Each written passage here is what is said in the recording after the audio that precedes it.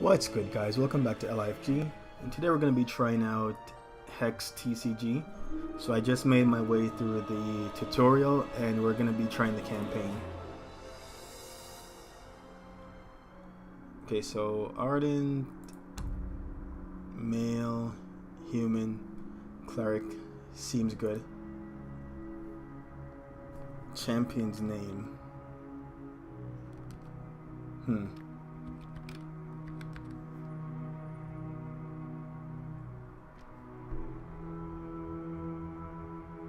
Yeah,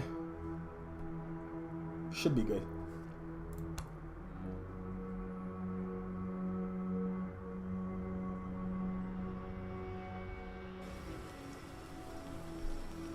Ah, fresh face. LIFG reporting captain. I was told that a young cleric would be arriving this morning. I see from the mud on your boots that you have come straight from the road. Tell me, what brings you to this remote outpost? I am here to serve humanity in any way I can, sir. I'm not really sure. I guess I'll figure it out as I go. I seek wealth and fame. I suppose that's honest enough, though I must warn you, recruit, this is a dangerous world. If you do not resolve yourself to a cause, then circumstances will choose one for you, in ways that are violent and cruel. I appreciate the advice. Ren Citadel, where you now stand, was named after the great King Ren. He was known to be a bit of a wanderer in his youth. He eventually found his course and became one of the most courageous and beloved monarchs in the history of humankind. Perhaps you can find inspiration in his example, as did those in the Ardent Alliance. What is the Ardent Alliance? Perhaps I will. As much as I would like to walk you through the Citadel and get you familiarized with what is expected of you, my duties call me elsewhere. I believe Gareth K has some time this morning to show you the ropes. Your first assignment is to find him. Where would I find Gareth? The Citadel isn't large. You shouldn't have much trouble. Ask around. Gareth's voice is, how do I put this charitably? It has a distinctive echo, hard to miss. Very well, thank you, Captain Cedric. Don't wander off too far, recruit. I have a feeling I'll have an assignment for you sooner rather than later. Farewell. Okay, hint. You can quickly navigate a city to find characters to chat with, or click and drag on the screen to move left and right to explore. Click on a character to speak with them. They might give you a quest, reward you, or challenge you to a fight.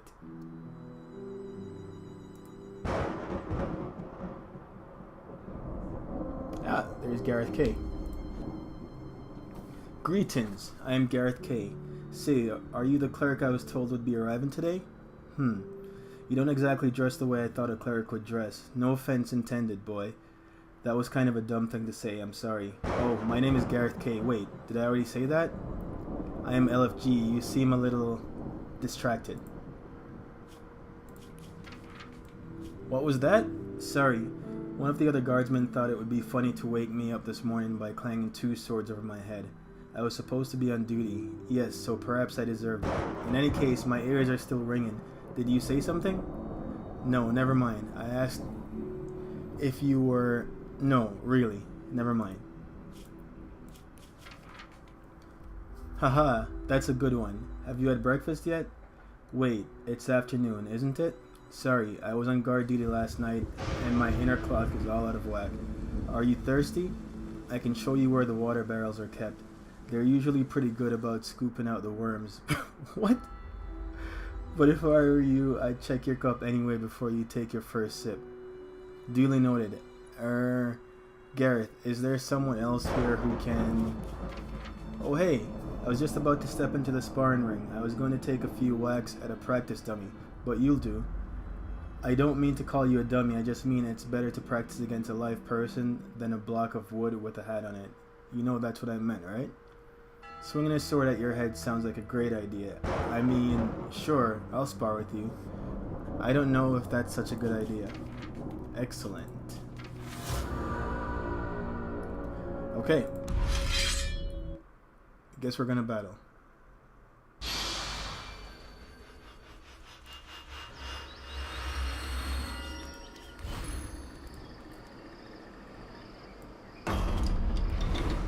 turn these down a little bit.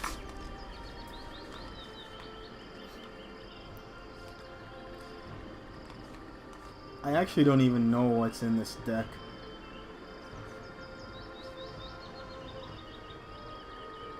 Let's replace the hand. This actually looks worse. Normally there is a 7-card maximum hand size enforced at the end of your turn, but while in the campaign your maximum hand size is 10 cards. Okay.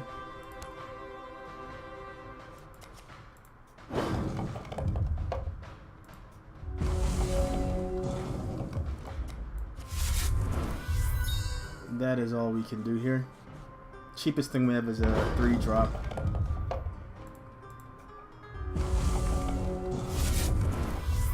So from going through the tutorial, this game has a lot of mechanics similar to Magic, or I guess technically Eternal as well. Except the phases are structured a bit more like Magic. When a troop enters play under your control, gain 1 health. Okay, this is like, there's a couple cards in Magic that do that. Clerics, I forgot what they're called though right now. What's this do? Flies and 2/1 gain 2 health, okay. Choose a card in your hand, that card gets... Sure. Yeah, we're really slow here, so we'll be taking 1. Luckily, our opponent's starting at a much lower life than we are, apparently. Target troops gets...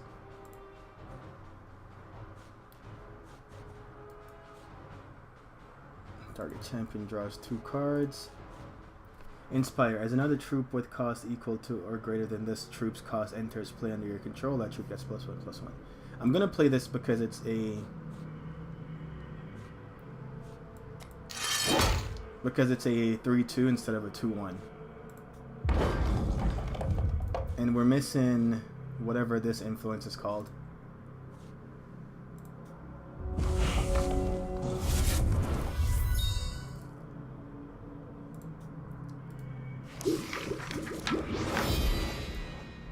Also, this works with these if it stays alive.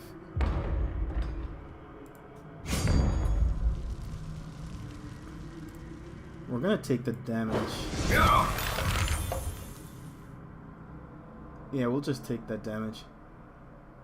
Seems fine for now.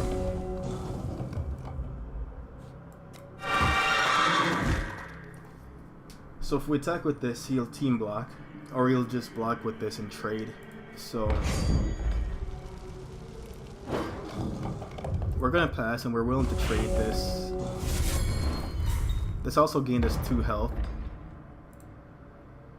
So I feel like we're in a pretty good spot here. Opponents gained a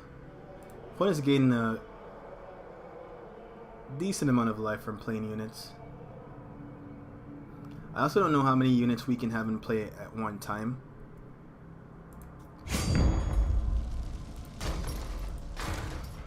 Yeah, we're willing to trade.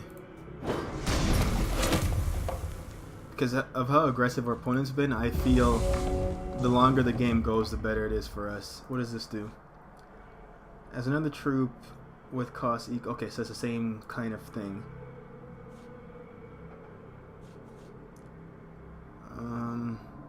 We'll go with this. Yeah. Just realized I'm actually stuck on power, which kind of sucks.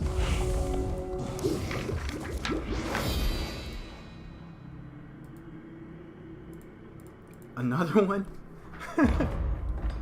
Okay, sure. I'm gonna trade again.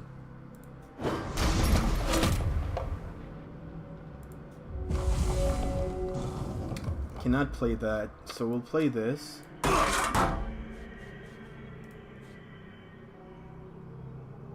Alright, this is quick action, so I'm going to assume I can play it on my opponent's turn and try to get him. Let's just skip this.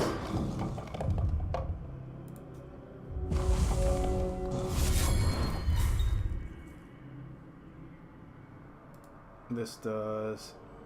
Okay, he's using his hero's ability. Actually, I think this pumps... Yeah. Target troop gets +1/+1 on this turn.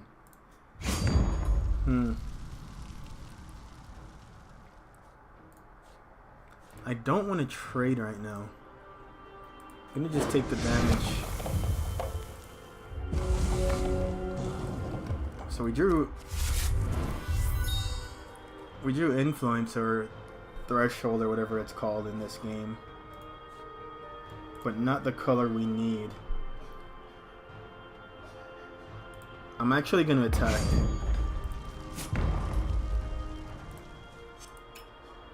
I have to make a move, basically.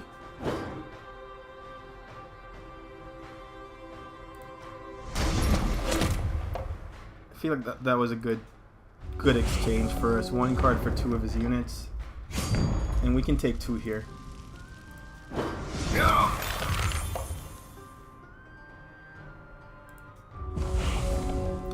Finally, Sapphire Shard. Took forever. Alright, what do you do? Deploy, put target troop you control into your hand. Don't know that I want to do that right now. Just play this.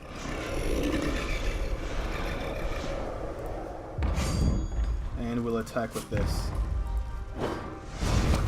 Because the Inspire in this is going to keep working on these units, so that's perfect. How many of one unit can you have in your deck? 1, 2, 3, 4. Okay, I thought he played more than that. Never mind.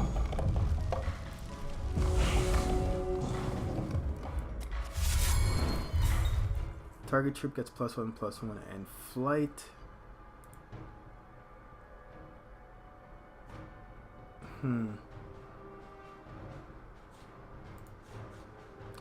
You may put target troop in your crypt on top of your deck. That troop gets +1/+1. Let's go with this right now.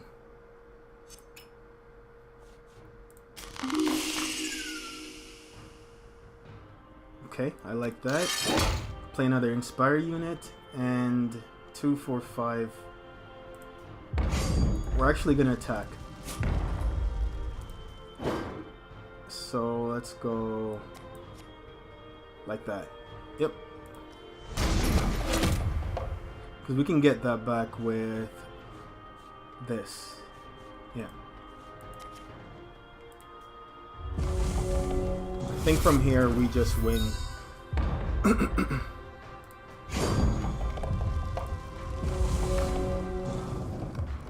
Sister.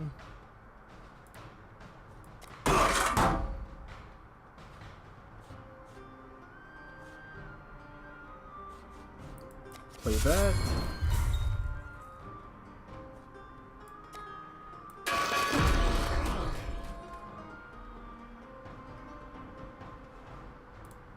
Yes, I would like to activate that power. I'll grab one of these actually. I was gonna grab the 3/5, but I'm fine with it this way. And he has no good blocks against these.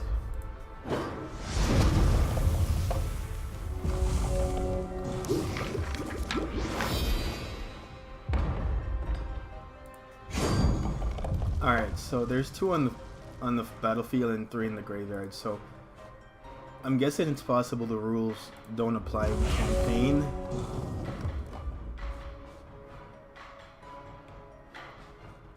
Let's see if I have to give up. Okay, 1, 2, 3, 4, 5, 6. We can have at least 6 units. I'm gonna return this.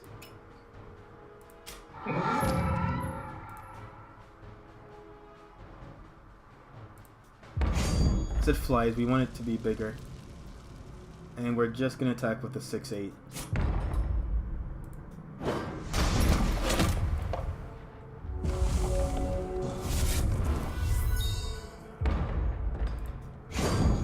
Oh, opponent didn't draw anything useful.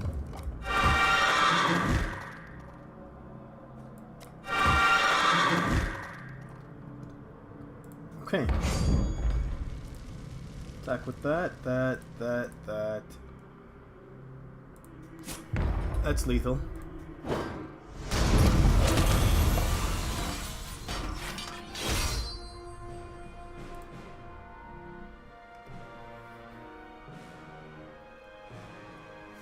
Gareth, you suck. Lost to a newbie. 50 gold from that. Whew, I have to say that was impressive. I feel a lot safer here in Ren's Citadel knowing you'll be helping us defend it from assault. The underworld doesn't stand a chance against you. I guess I should have read that with a bit more oomph. Thanks, Gareth. You're pouring it on a bit thick, don't you think? Sometime soon you're going to have to show me how you did that one thing. But for now I've got to get going. Farewell, IFG, and welcome again to Ren's Citadel. You receive a quest, click on a character to talk to them and find out what it is.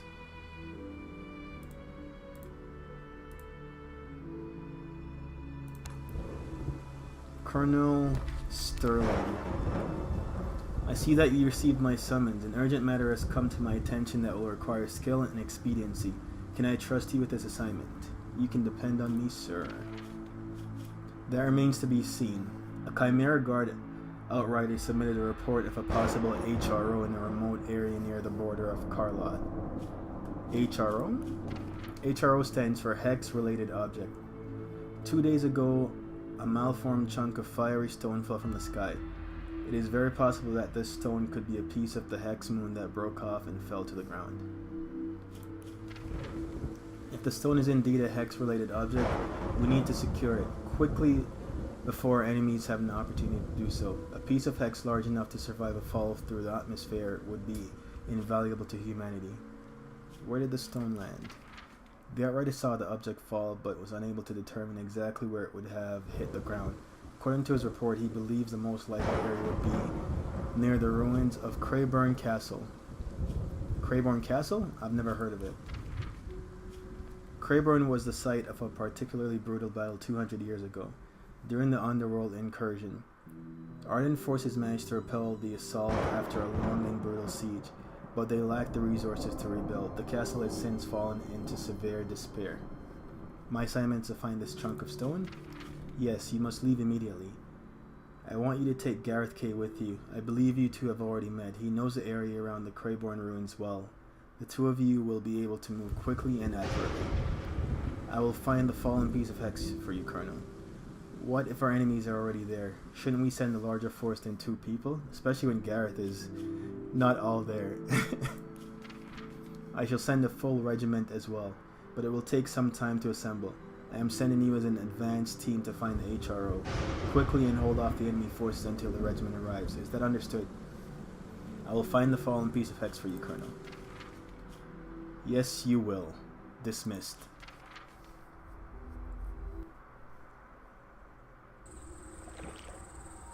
Let's stop at the watchtower. We can catch our breath and plan our approach to the ruins below. What's left of it? Yes, it looks like the main gatehouse and a few of the towers are still standing, but little else is. Do you see a strange blue glow in the distance? Aye. From the trajectory of the piece of Hex that fell from the sky, the Chimera Guard outrider predicted it landed here. It looks as if he was right. Enough dawdling. Let's move in. We should approach with caution. There may be unseen enemies nearby. Very well. We will keep our steps light and deliberate. This is the Crayborn Castle dungeon map. You can click and drag your cursor to move the map around. This icon indicates your location on the dungeon map. Click on the next location to find out important information about that location.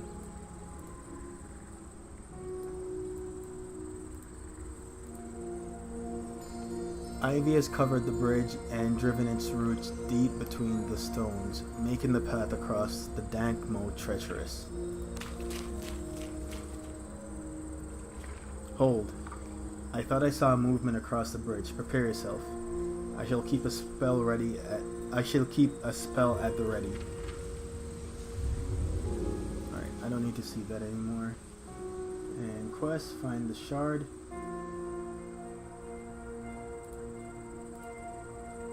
A decrepit gatehouse in a serious state of despair. A wooden portcullis once blocked trespassers from entering the castle's gatehouse, but it has long since rotted away to splinters. A darkened tunnel leads through the crumbling structure into the inner courtyard beyond. A dark figure steps from the shadows of the inner archway, blocking your path. It looks human, but its skin is pallid and flaky. Patches of flesh are missing from its face, exposing the muscle fibers stretched over the skull. Most disturbing of all is that this man has no eyes. Instead, two glowing diamonds are embedded in the empty eye sockets. Before you can speak, the creature lunges to attack. Alright, let's do this. Deathskin Outriding.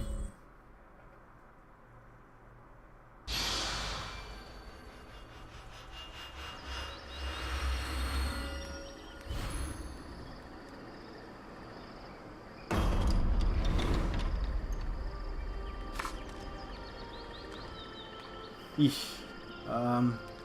Definitely gonna replace this.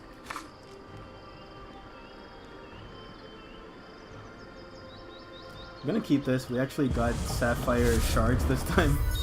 Last time it took us, what, 7 turns to get one? Devoted Emissary doesn't do anything for us unless we have another unit, which we do. We have a turn 1 play. So we're gonna start with Diamond Shard.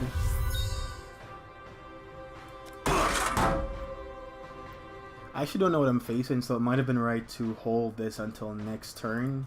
But we'll rock with this.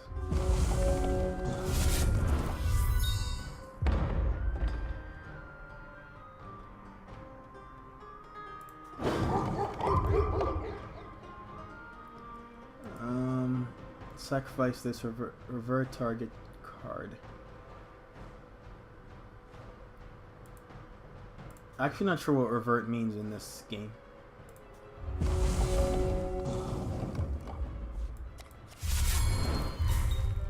Anyways, we have no plays and we have no good attacks. So we'll just pass it back.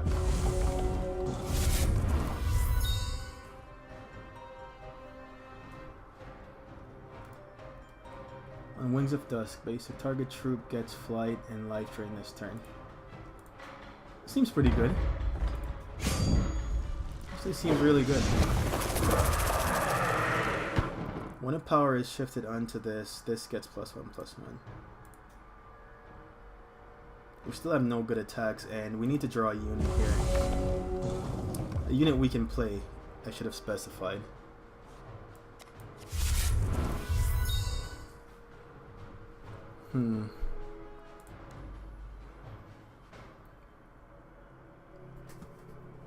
I have this in windowed mode, so it's actually kind of hard to read what this does. Pray. Create 2 blessings and put them into your deck. If you began the game with 100 or more cards in your deck, create 2 additional blessings and put them into your deck. I don't think that does anything for us. Target champion draws 2 cards. Yeah, we have to play this.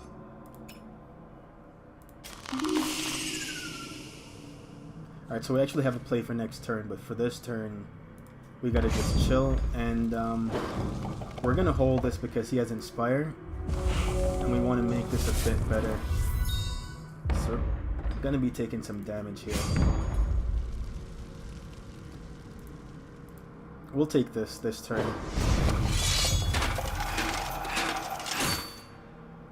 Sure. That's big.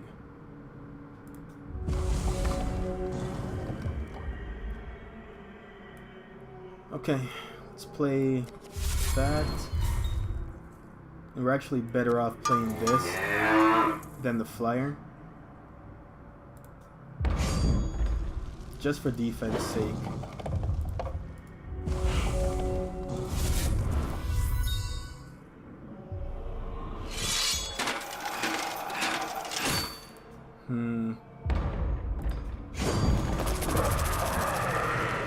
We still have good blocks here.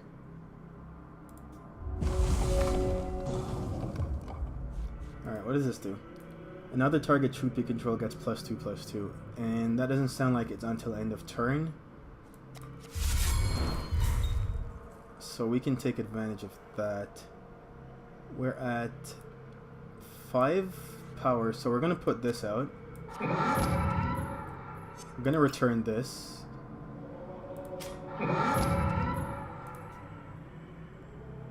And then we're going to replay it. Nope. We're good. No attacks.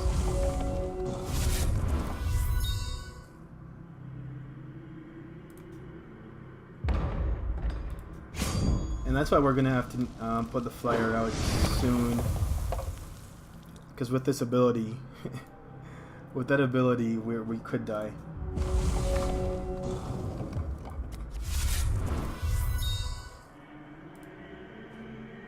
Let's start with this.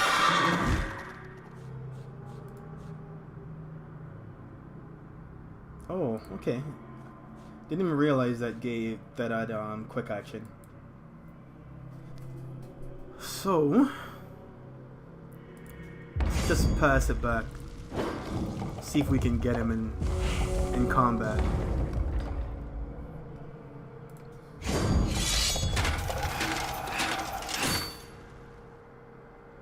Nope. Put this out.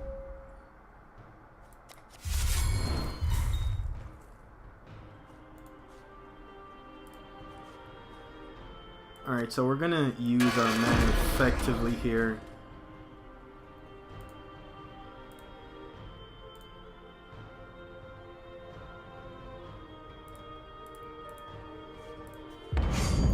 Full disclosure, this is what I meant to play and pump my flyer, so that's actually kind of unfortunate. It means we're probably gonna get attacked with this ability. I meant to make this a 4/4.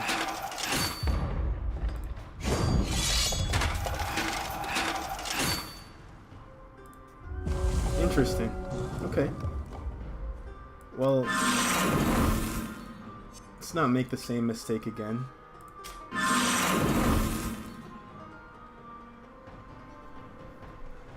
And I think it's time we started.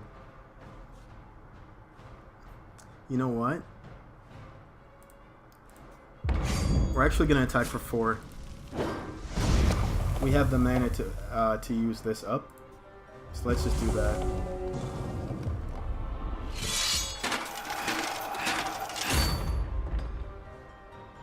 And on the ground we're pretty stable.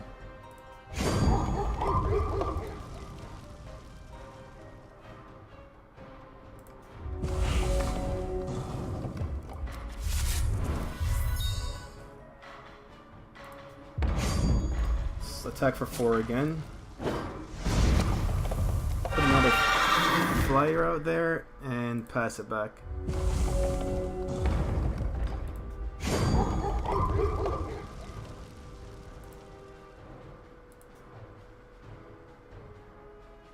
So our opponent's at 9.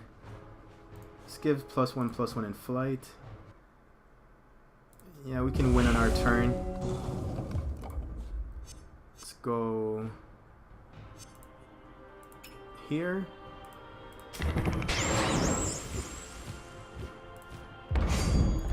Flying, flying, flying.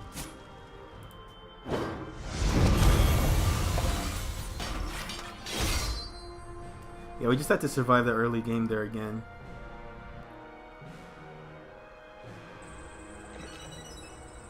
Another 50 gold. Excellent work, LIFG. Now we know they're necrotic skulking about. They won't catch us flat-footed next time. Necrotic? Aye, they are wicked, blasphemous creatures. The necrotic reanimate the corpses of humans by embedding hexen gems in their eye sockets. Disgusting wretches, the lot of them. Are they zombies? They sound like zombies. No, they are powered by the gems embedded in their heads, so the necrotic consider themselves awakened, not undead.